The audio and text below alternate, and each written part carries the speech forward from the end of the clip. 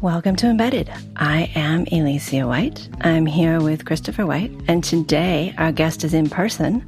Carter Frost is here to talk to us about swarms, robotics, and clubs. Hi, Carter. Thanks for joining us. Thank you. Could you tell us about yourself? So I'm a student at Cabrillo College and various different community colleges, and I've been involved with the robotics club for about 2 years. And this last year, I was sort of thrown into the position of being the president of robotics club. Before that, I've actually worked for several different companies in different countries, mostly working on the things called hardware security modules, which are responsible for generating random numbers and making public and private keys that we use for our day-to-day transactions in order for us to prove that we are who we say we are. All of that infrastructure has to exist. So that's previously what I've done. Cool. Now I have a bunch of questions about that too. Of course. We should get started with lightning round then, where we ask you short questions and we want short answers. And if we're behaving ourselves, we won't say how and why and all of that. Favorite fictional robot? I'm going to go with the B9 robot, Lost in Space. Favorite non-fictional robot? I mean, the R2 is pretty cool, the robot that's up at the International Space Station. Insect swarms, pro or con? Pro, because that's sort of what I do. Do you know how many honeybees live in a hive? I should know that. I have a beehive in my backyard, but I don't know. Favorite random number? I'm going to go with 12 right now. Favorite prime number? Say 3. It's very low. I write programs to generate those for me. Have you ever pet a penguin? Huh. This is something you should remember. I've gotten very, very close to a penguin. I don't know if I've ever pet a penguin. Yeah. Have you ever touched a penguin? Probably, yeah. When I was younger. Yeah, I used to hang out at the Monterey Bay when I was very young. A lot, so. Favorite animal? So that's a duck. Okay. I feel like we should ask why. I know we're not supposed to ask why, but I feel like we should ask why. Why? So I had a pet duck for about 14 years. Same duck? Same duck. Yeah, he's and I used to have a whole flock before that and a goose. It just gets better and better. Did you play Duck, Duck, Goose with actual? Yeah, the goose never liked always being the goose, for sure. So the ducks are just they're really funny characters. So whenever I would watch cartoons, I'm like, oh, somebody just sat down and watched a ton of ducks interact, and they just wrote it down and turned it into a cartoon because that's exactly how they behave. What's a tip you think everyone should know? Do your best because that's all you can do, and then feel good about that. I can do my worst. I can really do my worst. And still feel good about it? Yeah. Sometimes, yeah. Okay. Yeah. You should watch him procrastinate sometimes. It's amazing. I'm very good at it. I've procrastinating. Yeah. I distract myself from distracting myself all the time, yeah. Okay, so I want to ask you about your community college, Cabrillo College, which is our local college. Local community college. Yeah, we'll say that again. And I read in the paper that they have a robotics club, and then I went to go see a little bit at one of the mini make fairs, and then I read, 2 years later that you win competitions, which is very cool. Mm-hmm. So this competition, the one you won this year, could you tell us about it? Yeah, so the NASA Swarmathon, the idea was originally a grant from the University of New Mexico, their biological laboratory and computing resources.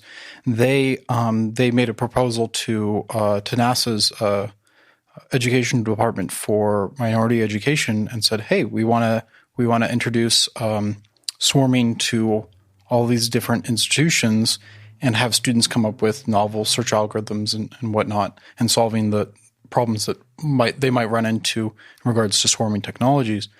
And so that grant was approved back when that department was around, and that helped fund the lab to essentially spend their undergrads and also their PhD holding individuals to working on building the Swarmy robot, building all the models in ROS and Gazebo, and then making everything work in ROS, and then ultimately sending out the challenge to all these different schools.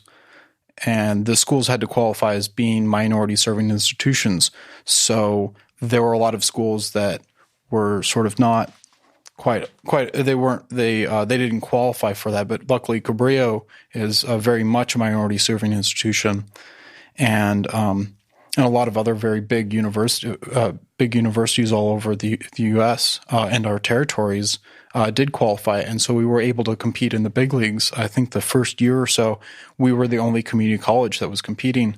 And this last year, about a third, somewhere between a third and a half of the competing schools were community colleges.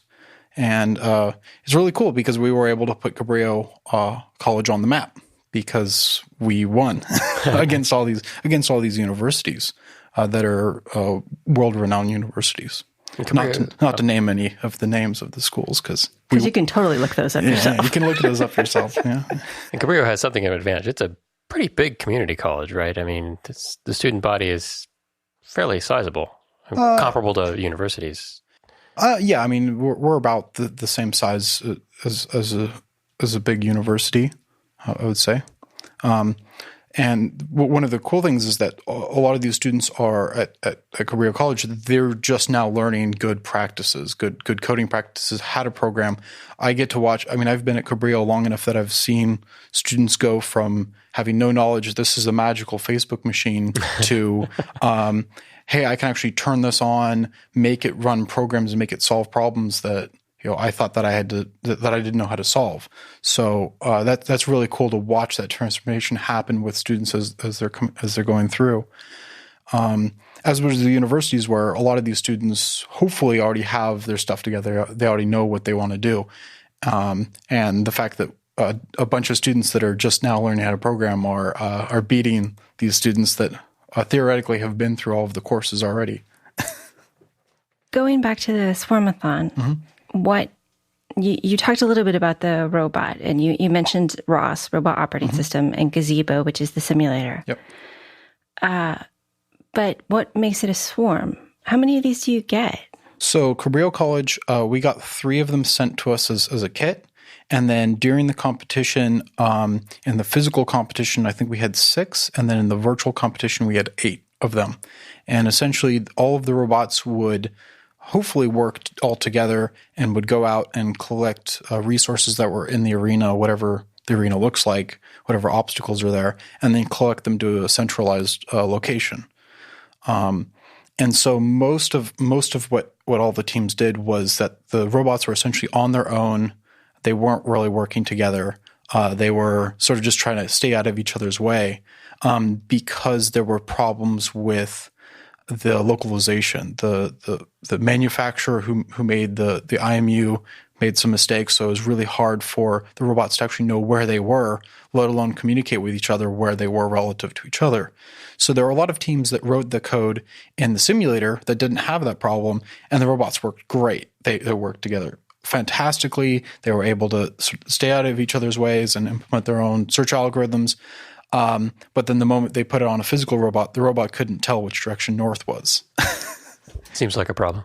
Yeah, it was sort of a problem. And so we were actually the only school that had solved that problem, which gave us a huge advantage. So is this one of those don't put your magnetometer next to your motor sort of problems? Yes. Well, there was that. The fact that the field would, that all 4 DC motors would interfere with it. But also they stuck the antenna for the GPS was like one of the ones that you have on your car, that it literally had a giant magnet on it that they just stuck on top, that they just glued on top of the robot, but it still had the magnet in it. And so we were able to calibrate that out, because was it hard metal or soft metal? We were able to calibrate that out, and we actually came up with our own calibration routine that we shared with all of the other schools and the University of New Mexico, who came up with the competition. But even the raw readings from the IMU, the when you did the full rotations of the robot in all 9 rotations of it, we plotted out and we saw this sort of weird spheroid that was lopsided and going off into space in one direction. And so Darren Churchill, one of the students at Cabrillo, he saw this and he just hunkered down and figured out all the math and plugged it into some matrices and was able to circularize it and then was able to actually, when we got a reading from the IMU, we're able to put it into his matrix and figure out, what direction are we actually pointing? And fortunately for all the other schools, the problem was symmetric. So if they never did more than one turn, they could actually get back to home. So a lot of the teams that did really well without solving the problem, they were able to essentially drive straight out from the home plate. If they ran into a cube, great, they would pick it up and they would bring it straight back. But if they ever made another turn, they would be lost. So essentially they would only be turning right when they were at home, keeping their back to home and then driving straight away from home. And so the problem with that is if they ever ran into an obstacle, they couldn't navigate around the obstacle and there might be a ton of really cool resources behind it. And so because we were able to reliably navigate and turn around, it wasn't random chance that we would just that we would get back home. We knew exactly where home was. We had spent a lot of time measuring the tire diameter and realizing, the robot isn't actually balanced properly. So the tire was depressed on this side more than this side. Wow. And that now we actually could drive correctly or know where we've driven. And so it was a lot of physical testing, realizing that, the simulation model, there were some hacks like, they put a force field in front of the tire so that the rover could never run over anything. And so if it would run into a cubes, it would just push them out of the way. But in the real world, the rover would happily beach itself on top of one of the cubes and it would be, just turning its wheels and thinking that it's driving forward when it's really not. And so we went half the speed what other teams went. And so that gave us a lot more time to make decisions like, maybe there's a cube there. Let's not run over that cube. And so that gave us a huge advantage too. It was just driving slower. And so everyone's like, why are you driving slower? And we're like, look, we're beating you. We're collecting twice as many cubes as you. Even in the simulator where it was a perfect scenario for them, because we were a lot more cautious with everything we were doing. Okay, so I want to back up just a little bit. So you mentioned tangent. Collecting cubes. Uh-huh. So what is the actual competition? That the details of the competition? Yeah. So the Swarmathon is to essentially collect as many resources as you can and deliver them to a common home nest or a common location that is where all the rovers start out when the round starts. Okay, so it's kind of like in a real time simulation game, sending out all your miners to come back with ore and stuff. Right. And so the base competition, it's just collect the cubes. Whoever has the most cubes at the end of the time period wins. And they put obstacles and there's an unknown course at the beginning. They don't give you the course and say this is what we're exactly. So you can't pre-program anything. And actually, this last year was really exciting because we kept asking them, well, what's the maximum size for the arena? And they're like, well, that shouldn't matter. And we're like, well, but we have to make our map a certain size. And so Darren, one of our students, he spent a lot of time trying to figure out, how can I dynamically expand because it was like a 2-dimensional array in C++. So it's really hard to you got to resize them and do all kinds of, how do you populate them when you haven't encountered what you need to encounter? So so that was fun because we didn't know how many obstacles there were. We didn't necessarily know how many cubes there were going to be because they said one thing and then what there was another thing.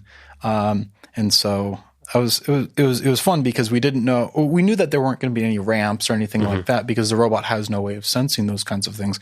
But there would be obstacles and with weird shapes. There might be concavity, which is a huge problem with trying to figure out how to escape that when you're doing localization and trying to make a plan around an obstacle because you'll back up, you'll turn a little bit, and you run into the same object that you were just in.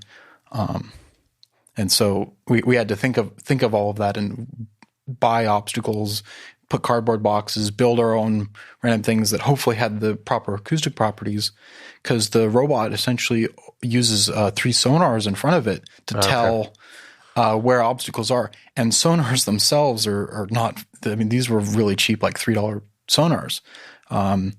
And so it was hard to tell, is that the wind blowing or is there a wall in front of me, which caused us problems. It actually disabled one of our robots last year, and actually I think this year it happened too, where the wind was just kept blowing and the robot just kept backing up because it thought that the wall was coming towards it. The brief from NASA is that the idea is to build the algorithms necessary to go to Mars and to collect resources on Mars. Yeah. So the idea is that before humans actually go places like bottom of the ocean, the moon, Mars, wherever, that we're going to be sending robots there first. They're going to be identifying and then collecting resources and then hopefully building a structure. For me personally, before I go to Mars, there better be a flushing toilet or at least a composting toilet, right? So the idea is that that first step of going around identifying and collecting resources, robots are pretty good at that, right? We don't have lasers in our eyeballs that we can pick up a rock and shoot it and then and generate oxygen for ourselves. So the robots are really good at doing those kinds of things, even though they might be doing it much slower than how we are doing it. Even over the course of a year, that's the robot doesn't need much more than sunlight and warmth to keep it alive. Humans are very needy creatures.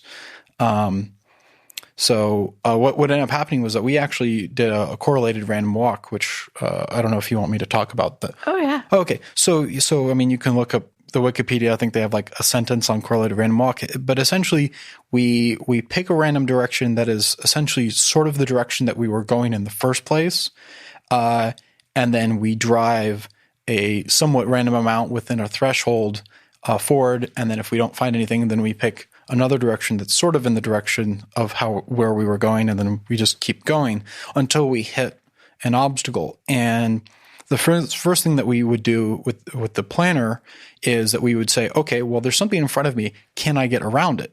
And then you would spend a good amount of time trying to figure out, can we get around it? We try the left side, the right side. We just try to plan around it.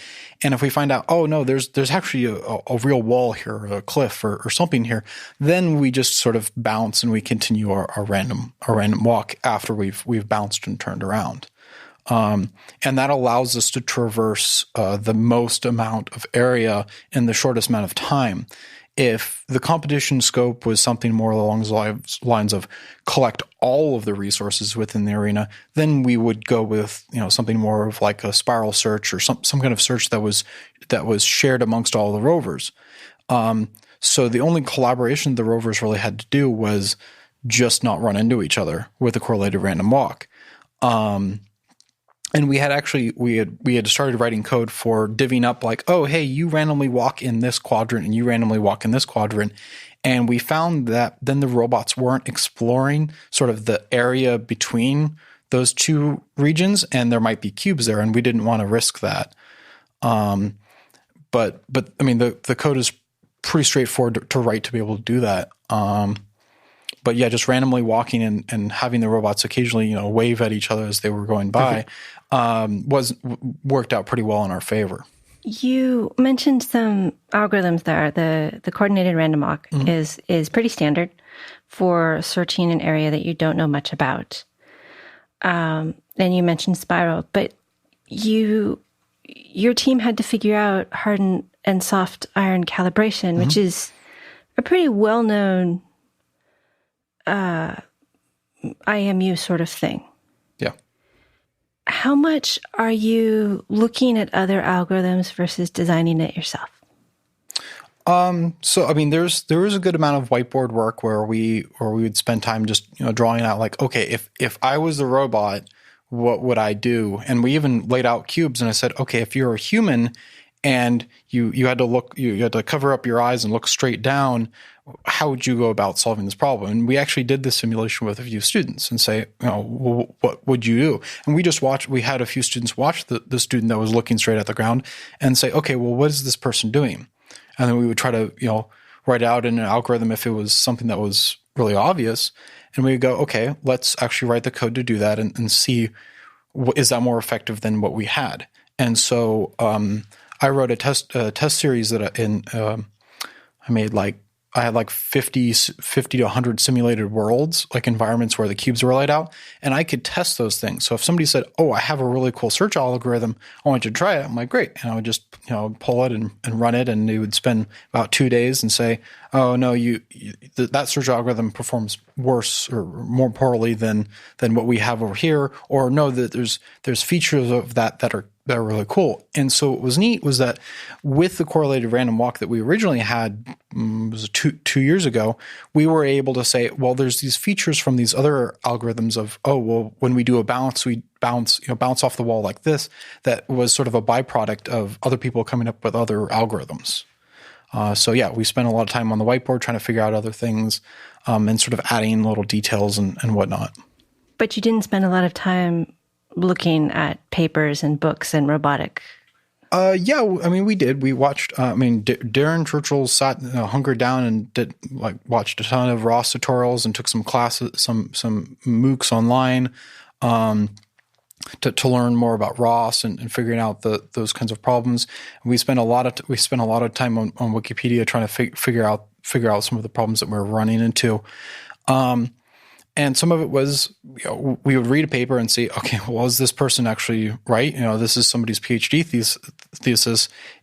Did they actually do an application of this? And one of the things with our computer vision for all of the cubes the resources that we're collecting, they have April tags on top of them. And somebody's PhD work was a faster and more accurate way of detecting those cubes. And I happened to be reading his paper and I went, oh, this is really cool. I wonder if anyone's actually done this. And I found that as part of his PhD work, he actually wrote the C++ code. And it had, memory leaks and things like that because all he needed to do was a few minute presentation. But we were able to grab his code and implement it. And that's freed up a huge amount of computing resource, which we're very limited on the robot. Just because I was reading a paper and I was like, oh, cool, he's actually written the code, and there were pull requests. Somebody else was also watching his code. There were pull requests to fix the memory leaks and fix some of the problems, and it was like, sweet, most of the work is already done. We just have to figure out how to plug it in and maybe fix a few things so it works perfectly for us. So yeah, we spent a good amount of time trying to research online and paying attention to the forums and whatnot. But the Swarmy had sort of unique problems to the Swarmy that you don't quite see in a lot of the cool robotics kits that you can just buy online. The Swarmy is the robotics kit you got from the competition. Yeah. And you got 3 of them. Yeah, we got 3 of them. And we couldn't really make any hardware modifications to them. I put a little battery charge meter on it because, I was driving the rover around and it has no way of knowing what its battery level was and it would just randomly die on me. I'm like, well, this is not okay. So I put a little voltage and a current meter on it so I can watch it when it's driving around. That's pretty much the only modification that I did, but we don't have that in the simulation or in the physical competition because the beauty of the competition is that the robots get to stay here in Aptos, Cabrillo, and in Florida or University of New Mexico or wherever the competition is being held, or anyone who's running our code just downloads our code and runs it, they can run it on their robots because they're identical. And they run the calibration routine wherever they are. So they account for, Earth's magnetic whatever at that location, or if there's a ton of rebar or a metal that's in the ground at that specific location. So we had a lot of calibration files just based on where we were testing our robot around campus, because there's some random transformer that's in the wall. I pulled the compass out on my watch and was like, why every time the robot drives by this wall does the robot make a huge jerk towards the wall? There's something going on. So I pulled out my compass and went, oh, well, there's something right here in the wall. So either we just avoid the wall or we just keep that in mind when we're testing. And so that was sort of the cool thing about the competition was that all of the hardware across all of the schools was exactly the same. So anyone could pull the base code or pull anybody else's code and run it and test it out. Was the code open source and available to other teams? Yeah. So there's a base code that the University of New Mexico provided to all of the schools. And then all of the code last year that all of the teams submitted became open source, so that any of the teams could look at each other's code. And the idea was that this was the last hurrah, that everyone, take the best of the best and look around at each other's code and figure out if you can steal anything or integrate in anything. And so I spent a lot of time actually grabbing everyone's code and running it and seeing how we fared against those schools in the simulations and whatnot. And one of the things I was actually really bummed about was the school that I was sort of most afraid of. It was the Community College of New York. They competed last year. Was that they didn't even compete this year because they were trailing right behind us in all of my simulations. Like, oh man, if they do a major improvement, we're in trouble. And they didn't compete this year. I'm like, okay, we're okay.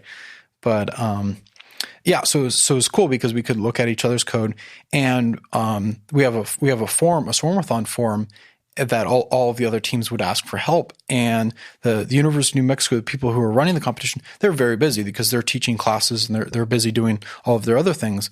And so that gave an opportunity for a lot of the students to help each other out. So I would see a school post a comment on the forum, post like, oh, I need help. Something's wrong with, blah, blah, blah. And I was able to pull their code from the previous year and go like, okay, well, I think this is their problem because I noticed that they had that problem last year. And I'm able to give them feedback like, oh, hey, did you try this? Install this package. Oh, you forgot you have an open curly brace here or something like that. And so that was pretty cool that we could collaborate and help each other out. That seems very. I think it's really cool that it's all very open, and you're sharing things and helping each other out. How does the competition distinguish between? How do they keep people from cheating? So I mean, there are rules in place, and essentially there's an asterisk on all the rules that essentially says it's up to the judges. So I mean, things like, somebody can't just have like a little remote control and driving the robots around during the competition. Sure. And actually this year we didn't even know. We knew about the week that the competition would be happening, but we weren't even there for the physical competition, because that was just being run by UNM during their free time. So, but what's to stop somebody from taking 99% of your code, making a couple of tweaks, and then nothing? I mean, that was sort of the beauty of it, is that we were really hoping that somebody would grab our code and use it because it would be really obvious. Because especially our behavior of our robot is very obvious. It's different than all of the other schools, and part of that is because we took the base code and we had an idea of what it did, and we ran it a few times and looked at how it ran, and then we tossed most of that and started from scratch. And that also gave us huge advantage because all of the other schools were writing in C++ for everything. And so we were able to say, okay, well, let's write, in C and in C++, all of the basic stuff like the drive controllers and mapping and things like that, but do all of the decision making and all of the fun, mathematical things up in Python, because there's all these libraries that exist. And when I looked at the other school, at the base code that was given out, if I wanted to drive forward 1 meter, it would be anywhere between 100 to 1,000 lines, because the code had to be written as a state machine, that you had to essentially say, have I achieved my goal? No, keep driving. Have I achieved my goal? And there's all these interrupts and all kinds of things that they had to take into account for all the time. And so what we were able to do is that kind of thing was, we were able to percolate in Python up to, drive and then open paren 1, close paren, done, or, swarmy.drive. And then the robot would do that behavior. And if it ran into an obstacle, it would throw back an exception, and we could handle that exception. And that was much easier and much more accessible to the students. And it was a lot less intimidating, because when I first started looking at the base code that was provided by UNM, I'm like, whoa, where do I start? Like, how do I change any of the base behavior that they gave us? Because there was just all this code, and I'd have to read 100 lines to be like, oh, they're just driving forward a little bit. And so that gave us a huge advantage too, was that we could prototype and write code very quickly. So if somebody if somebody wrote something on the board for a search algorithm or a pickup behavior or whatever, I could pretty much write that in the Python in less than 30 minutes and have it running on a real robot. Versus the other teams where even after they had written all the code, their deployment process, because they had to compile and they had to deploy it to the robot, that took over an hour. What was the processor on the robot? It's just a dual core Intel something. It's pretty, like 1.2 gigahertz or something. It was very limited, and our computer vision took up half of that immediately. What sensors did you have? So we had the three sonars I was talking about, and then we have a camera that's used for detecting the April tags, which are the tags on the cubes, the resources, and also the tags that are on the home plate. And then we have like a IMU package, a Palalu thing that does barometric pressure, temperature, gyro accelerometers, all that's that whole sensor suite. There's a GPS, which we actually removed all of the code for the GPS, and that helped lighten up the processor load a little bit. And then we have an Arduino that talks to all of that besides the camera. And then there's on all 4 DC motors, there's a light encoder on those, and we only look at 2 of the light encoders to tell how many times the wheels turned, so we know where we are. So in combination with the light encoders and the IMU, we're able to know where we've driven, because one of the problems we realized with the GPS was even when we got a perfect fix on the GPS, it was like, cool, we're still in the same parking lot. And that wasn't really good for real localization. I mean, if we were truly lost and we were, we're driving out in the city and we sort of wanted to get back, sure, the GPS is probably good enough, but where I'm trying to return to a pile of cubes and I don't want to spend a ton of time searching, even being off by a full meter is unacceptable. And yet GPS, it's easy to be off by a full meter. Right, exactly. And we would just have the robot sit there stationary, and we would watch it, and it looked like a bee was flying around, 15 by 15 meter area. And we're like, well, that's the size of some of the smaller arenas. So there's no, this isn't reliable enough. And so we sort of just ignored that data, unless if something really bad happened, like we said, okay, something happened with the robot, it got picked up, or it's turned around and the robot has no way of knowing where it is. After I think like 4 attempts to go home based on odometry, we would then go, okay, find GPS. Where are we? Okay, where do you think home is? Okay, well, we'll try to go there. And you said you weren't even there for the day of competition. Right. So this last year, the competition was at the University of New Mexico, when essentially they had time to run the competition, when they had their undergrad students to help do the logistics and set up the arenas and do all of that stuff. But last year the competition was at Kennedy Space Center, and I was there. And what's it like? I mean, it sounds like it can all be virtual. Right. So there are 2 competitions. There's a virtual competition where, they just post the videos on YouTube of the simulated rounds. But in the physical round, these are physical rovers. They're driving around in essentially a parking lot, and wherever they're set up. And it's cool because there's all these students that have also shown up as well from other schools, and I get to talk about what kind of problems did they run into, how did they solve them. Like one of the schools that they looked at the PCB of how the power is distributed to the motors, and they realized one of the channels on the PCB was thinner than the other one for the left and right motor, and so that was causing the rover, when you thought you were applying the same voltage to one wheel and the other wheel, the rover would list to one side. And so, I mean, we corrected that with our PID controller, which we spent a lot of time working on that and looking at a lot of articles on solving those kinds of problems. But for them, they're like, oh, well, we just wrote some machine learning to figure out how far we were driving and giving it feedback, and they came up with a magical constant number that they just plugged in, and everything was working for them. And so it was cool because we were able to talk about it and see how they identify the problems and how they solve the problems. And that was neat. And, watching them do the same kind of homework for other classes, and, talk about their instructors and how their instructors talk about, certain assignments or certain concepts, and reflect on how my instructors provided that content. So that was cool because I got to be like, wow, I'm really lucky at Cabrillo. We don't have to do that kind of barbarity. We just write a program that does that for us. And, they're doing stuff on paper, filling up sheets of paper. And I'm like, wow, that's crazy. So it was the opportunity to be able to mingle and be able to talk to other students at other institutions, and also a chance to visit Kennedy Space Center was always cool, and talk to some NASA officials and whatnot, meet an astronaut. This year, when they ran the physical competition without you, how did you know that they did the full calibration of your magnetometer? Because that sounds like an important thing.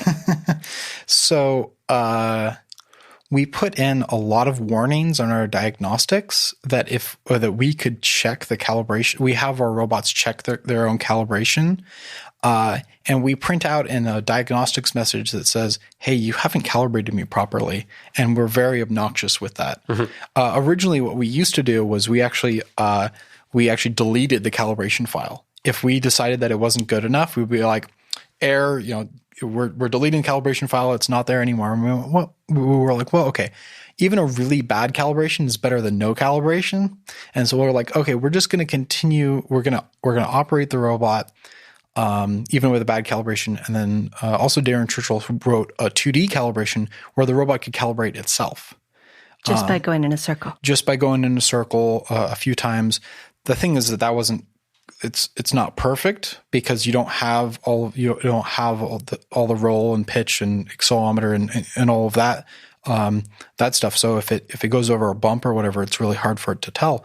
But it was still good enough for us to pretty reliably navigate around the world. You've said instructors and you've said students. Mm-hmm. And talking to you, it sounds like you were very involved and very in charge. But you are on the student side of this. Yeah. And how many credits is this class for? There's no class. It's just a club. It's just a club. It's just a club, yeah. And how do you join the club? Do you have to be a student? Preferably we would prefer people to be students, but members of the community are perfectly welcome to come and attend our meetings and participate. That's great. That would be great. How much time do you dedicate to this every week? So when the competition was when we were really hunkering down and getting ready, the last 2 months was easily 40 hours a week on my side and Darren's side. He was probably spent every waking moment that he wasn't in class or sleeping, he was probably working on coding. And for me, I was stressing about how things were going and trying to write code to solve whatever problem was happening. Some of the universities, though, they probably have robotics classes. Yes. And this is part of their robotics class. Yes. That doesn't seem fair. Well, that just shows that we're that much better. There's Channel Islands. They have clubs. They have they have class credits. Same thing with the SIPI and there are various schools that I know that they have classes that this is their class, is that they come and they write code for the Swarmathon specifically. And you said that you don't have the Swarmies talk to each other except to not run into each other. So for all of the other teams, yeah, that's pretty much the case. But they don't really talk to each other even when they are going to run into each other. They just use their sonars. For us, our code is actually at the point where our rovers could communicate because we figured out the localization problem that now the robots actually know where they are. Like where they really know where they are and which direction they're pointed, and they know where they're going because they're making plans and whatnot. So they could communicate. The code is at the point where they could communicate. It's like a checkbox, where they could communicate where they are. Stay out of my area because I'm going and I'm doing this thing. Actually, in the code last year, I would publish. I would have the robots publish. Oh, I'm going into the home on this side. And the idea was that then other rovers could avoid that corner during that time, because there's a lot of traffic control. If you want if somebody's in home, you want to be able to have them be able to escape without other rovers driving into home and causing a roadblock. So essentially, we're now there where implementing solutions saying, I'm going to take this territory, you take this territory, would be relatively easy now. And you might need GPS back for that, so that they have the same time base. No, so we would use a common time server. Okay. We would just have like a laptop or something be the NTP time server, and then they would just all sync to that. And time is definitely a fun problem with ROS because, Yes. Yes. We've powered up the rovers after they've been sitting a while, and I mean, a quartz crystal drifts a lot, especially when they're not connected to the internet. And so, I mean, the robots run Ubuntu on them. So if they are connected to real internet, they sync pretty good. And it's not really a problem. But yeah, if we'll publish a message and then do a transform from one rover to the other rover. And if they're 2 seconds off, bummer that's an error. And then they're not able to resolve whatever they're looking at, saying, oh, I see a cube here. What is that relative to you? But the idea of being able to say, one rover says, I see a pile of cubes, and then it shares that with all of the other robots. And we sort of ran some tests with that. And one of the problems that we realized is after we exceeded, more than 2 rovers, if we had 3 rovers going after the same pile of cubes, they would get in each other's way.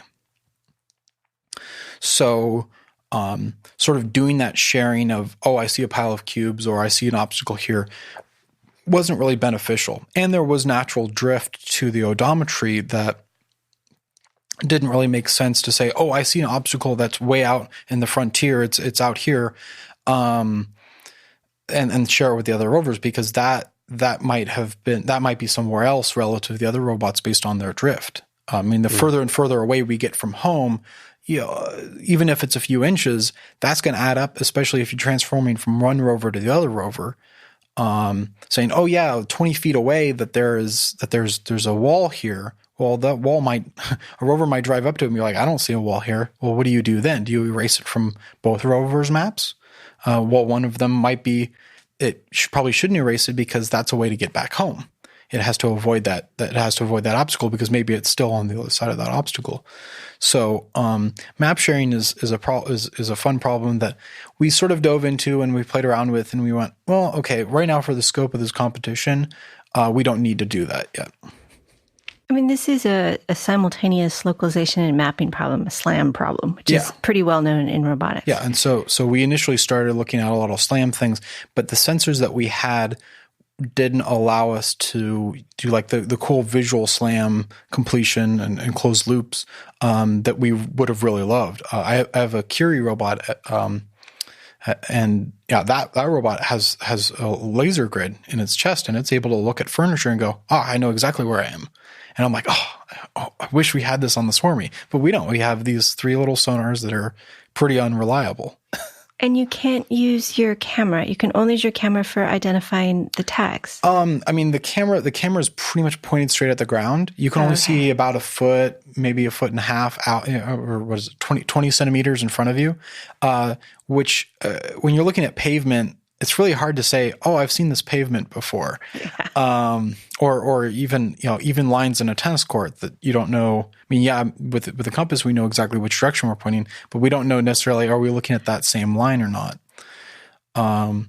So yeah, I actually started making a real 3D model of the robot, so that the robot could use computer vision to detect whether or not it was looking at another robot or an obstacle. And I realized, well, by the time that the rover is close enough to see another rover, it's already too late. So, yeah, if the camera was tilted up a little bit, we'd be like, great, let's do some computer vision. Let's cut down, all of our CPU usage and be really diligent about, what operations we're doing and how often we're doing it. But because we just didn't have the field of view with the camera, there was really not an option. If you had perfect knowledge, if all the robots could communicate, localization was spot on, and you were able to integrate them and they all were able to share knowledge perfectly, what would your approach to the competition be in that case? What would the swarm act like? Yeah, so essentially I would probably still do the correlated random walk for the discovery. I might, divvy up quadrants or whatever. We already have a voting system in place for determining for the robots talking to each other, that they essentially decide who gets to start moving first, who gets out of the way when when one of them's in the way, who gets out of the way. We already have that part, but that would help strengthen that a lot more. Trying to navigate around each other. But yeah, probably still doing correlated random walks just in a smaller area. So confine the area that they're operating in. And then, yeah, having some kind of metric of, okay, I see a resource pile that is this big. I think that this is big enough to include 2 other rovers besides myself, besides the rover, that found the pile, so they can pick at it faster. Because the major thing with the competition was the time constraint. Was you have this much you have this much time, collect as many resources as you can, versus something more of longs of you have as much time as you want, collect all the resources collect all of the resources, which in some cases a team might never do. So I mean, it makes sense more from a competition perspective, but in the sense of more of a real world situation. You have a year, you send a rover somewhere, you have essentially until the rover breaks down for it to complete its task. Which sounds like forever, but who knows? It's not like you can repair it. So you do have a limited time. Right. It's just a different limit. Right. And so the question is, do you want to be as thorough in collecting the resources that are the closest to you as possible? Or maybe if you're just going around and identifying resources, do you want to cover the most ground, or do you want to find the most stuff, the best stuff that's as close to you as possible, which are different algorithms? Well, and you mentioned crowding near home, and I'm like, well, maybe you should set up depots. And they should take it part way, and then there should be one swarmy whose charter is basically to go to the depot and turn around. It's turning around all the time. Right. So there was actually a school, I don't remember who did that, but they did that in the simulator round, where they would have robots that were out in the frontier, were collecting resources, and then were dropping them off in like an intermediate area. And then there were robots that were just in charge of going between the intermediate area and home and just relaying those cubes. It worked great in the simulator. But without fixing localization, that's terrible. Right, exactly. And so even when they would even when you're like, sweet, they found a cube, they picked it up, and then they dropped it off in this intermediate zone that didn't count for anything. The robot that was in charge of picking it up and delivering it to home never found it. You're like, well, that didn't score anything. Didn't work at all. So yeah, I mean, I read their paper. They had we have reports that we have to generate, and their paper worked great. I read the paper. I'm like, oh, this is fantastic. And I tried to run it myself, and I tried to run their code myself, and I'm like, oh, this doesn't work. But yeah, there was for the mission to Mars, which is a simulated competition. One of the schools, to solve the problem, they just dropped multiple home plates all over the arena, so that crowding problem wasn't an issue. Was that allowed? Yeah, for the mission to Mars, they get to create the schools create their own scenarios. Oh. Yeah. Scenario is all of the cubes are already on my robot. Yeah, success. Yeah. So your team obtained 20 resources with your swarm in I think the final round? Yeah. How many did the second place team collect? I think it was like 4 or 5, yeah. 5. Yeah. But you weren't there, you didn't know. Right. And so when they said the award ceremony is at Kennedy Space Center, you were just like, that's far. And expensive to go to, well, that wasn't actually the argument was that I was busy. I was actually teaching in Watsonville at the time for PVUSD.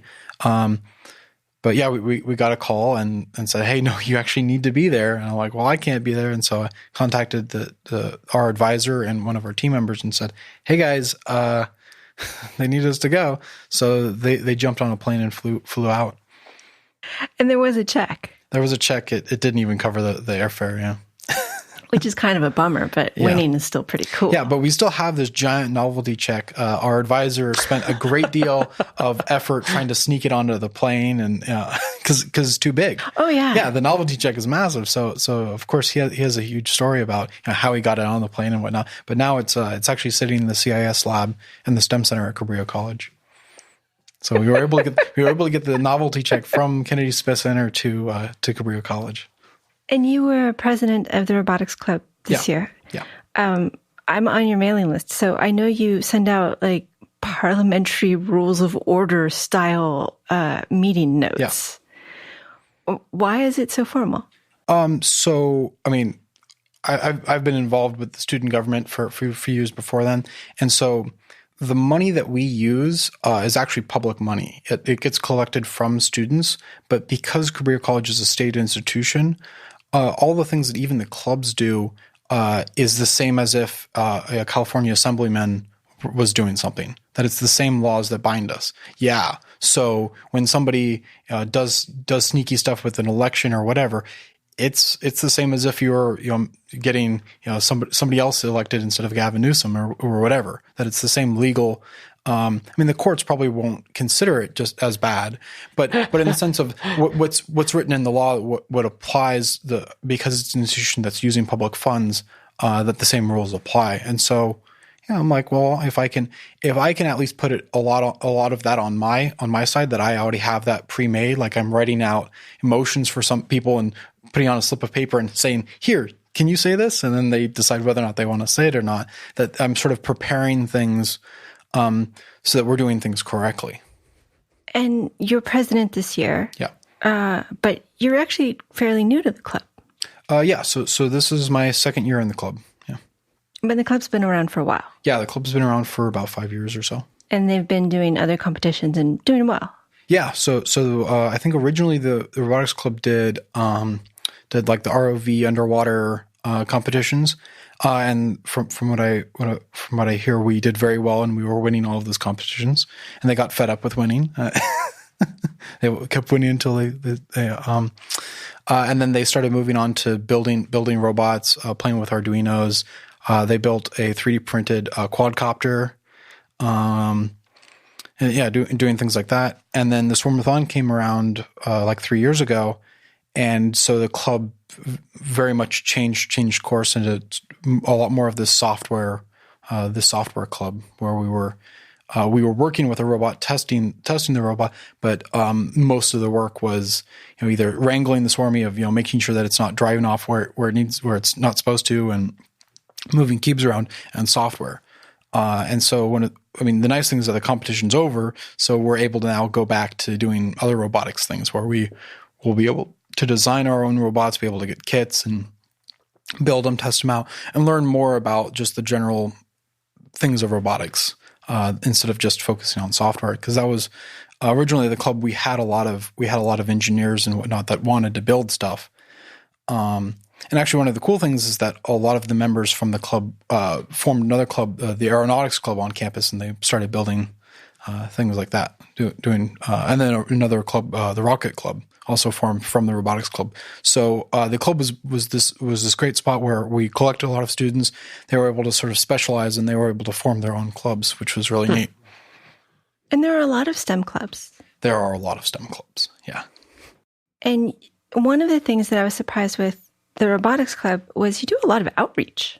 Yeah. So, I mean, for me, I think that it's really important that we continue to bring people to Cabrillo, because we're a really good institution. I have a lot of friends who've gone to 4-year institutions, and they're wishing they could come back to Cabrillo and finish their 4-year degree, which they can at Cabrillo. But the quality of the instruction is really excellent. And we have a lot of opportunities. There's a lot of people who are very generous with their money and with their equipment. Just our makerspace, we have 15 3D printers that are free to use for students. So we have a lot of really cool resources, and trying to bring people from the community to come in, use our resources, and also help out, bring different perspectives to everything. Because sometimes when we've been through the computer science or the computer information studies route, and an engineer comes in and goes, oh, well, what if you do it this way? It's like, oh, sweet. Yeah, we could just do it that way. So bringing in as many people as we can, and also having people come in from high school and immediately know that there's a place for them to go on campus, I think is really valuable. Because that was when I first came to Cabrillo, and I go to various other community colleges, it's really hard to find a niche, a place to hang out, a place to do things, and a place to contribute. And so I think that the Robotics Club is an excellent spot for that. And you mentioned that there are other community colleges that have robotics clubs. Yes.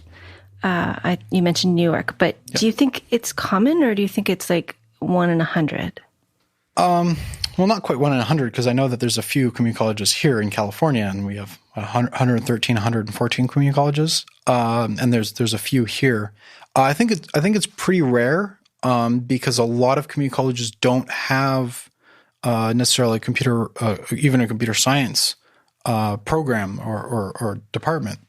So, and that makes it really hard for people to do programming. Actually, some of the teams that were competing in the Swarmathon, they didn't have any computer science classes at their institution, which makes it really hard because it would be harder. Yeah, because suddenly you don't have an advisor that maybe necessarily knows how to code or whatever, and the students are just sort of on their own.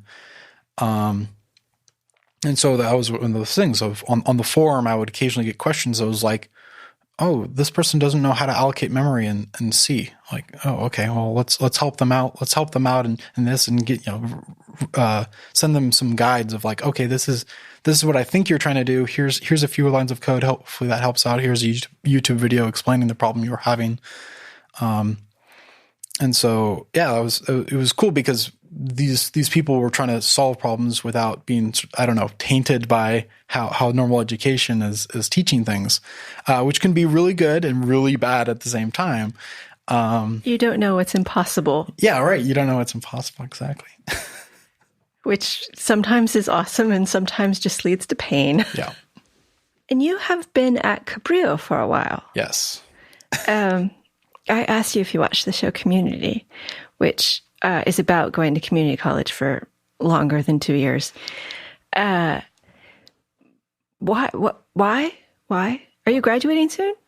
So actually this summer, I think I got like 3 degrees and a ton of certificates. Right now I have to do all of the math, cause I'm going for just a computer science degree at, a bachelor's at the University of Santa Cruz, but I haven't transferred yet.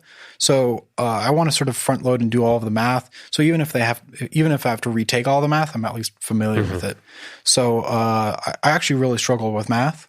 And I just keep going. And fortunately at Cabrillo, we have a lot of support groups for mathematics. And so I haven't utilized it as much as I really should be, but, yeah, the instructors are very supportive and whatnot. So I've been able to try it, try again, and that people are willing to work with me. You mean UCSC, right? No, at Cabrillo College. No. I mean where you're transferring to. Yeah, the hope is that I would be transferring to UCSC. And if for some reason that doesn't work, I'll just go to Aachen, Germany. They have a technical institution for what I actually want a degree in. What do you want a degree? So that would be cybersecurity and with a specialization in hardware security modules. So I sort of have these lots of hats that I wear. Mm-hmm. But I mean, robotics has been a lot of fun as a student, something to play with, and I'm sure that robotics will pop up in my career as well. And you said you were teaching at one of the local school districts. Yeah. So with over the winter and summer, I do these engineering camps through. Both the Baskin Foundation and also, the Baskin Foundation, Cabrillo Foundation, and also PVUSD's, which is the school district here in Watsonville. They have a migrant ed program. So these are students whose parents are migrant workers.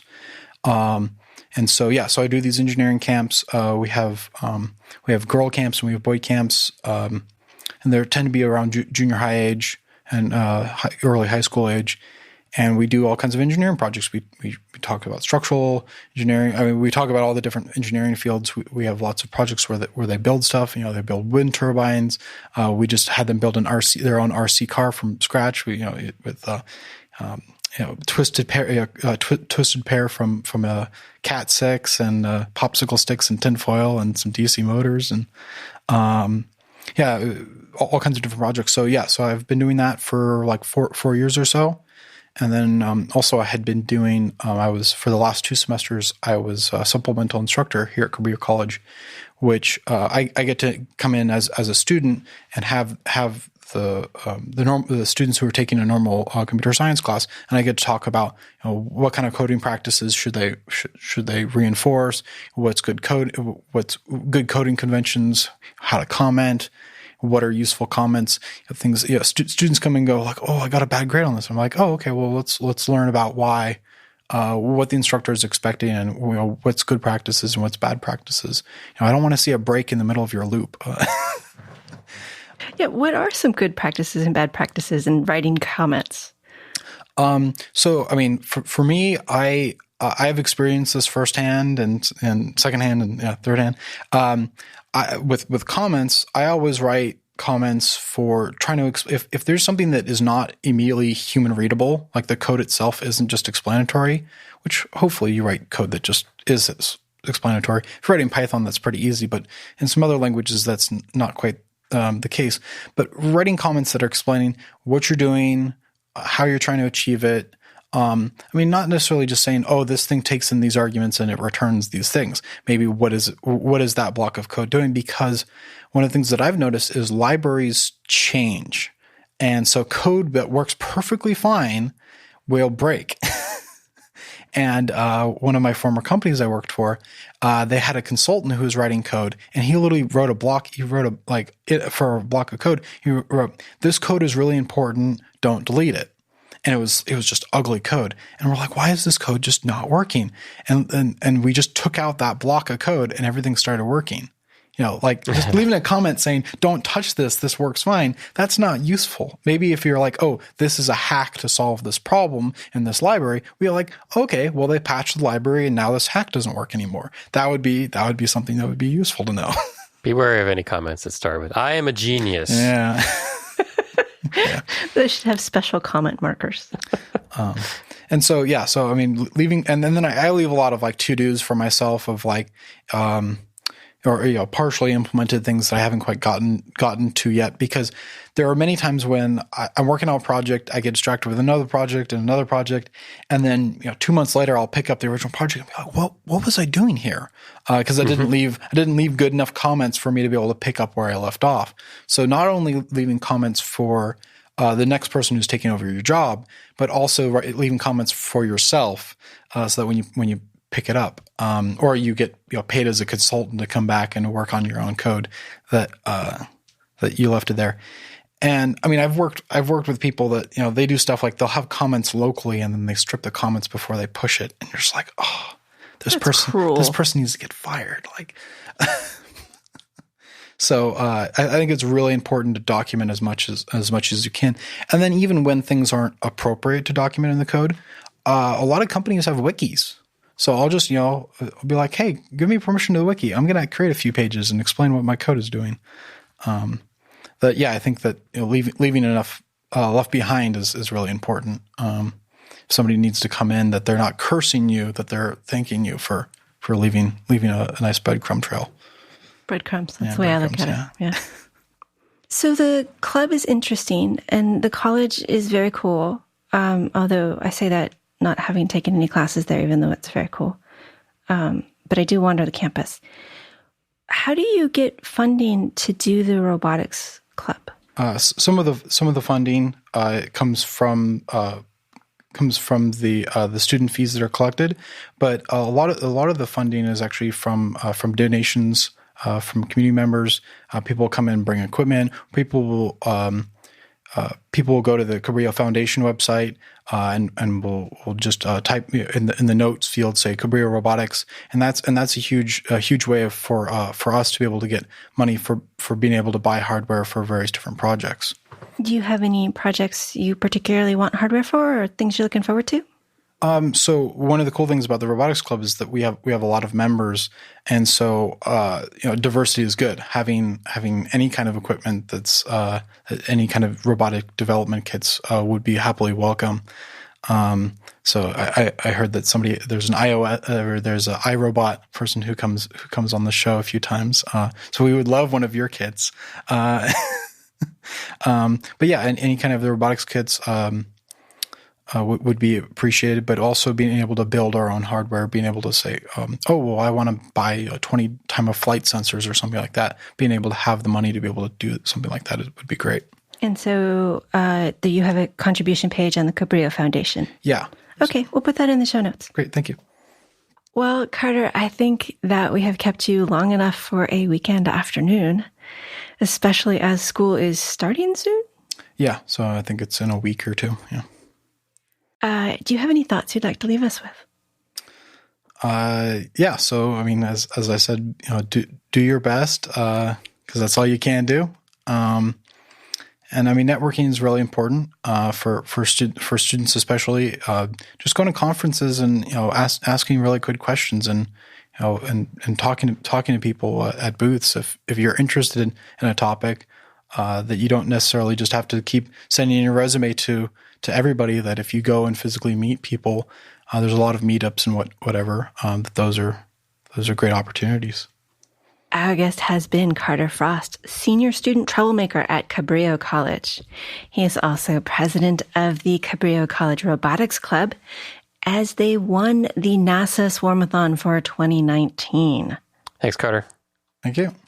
Thank you also to Christopher for producing and co-hosting. And of course, thank you for listening. And I forgot to mention the party. I hope you're coming, because it's like tomorrow or the next day or sometime really, really soon. It is going to happen on September 7th in the afternoon in Aptos. If you haven't signed up, please do so right now, or I won't have enough cake for you. Sign up at embedded300.eventbrite.com. And you can always contact us for that link or other things at show@embedded.fm, or hit the contact link on Embedded FM.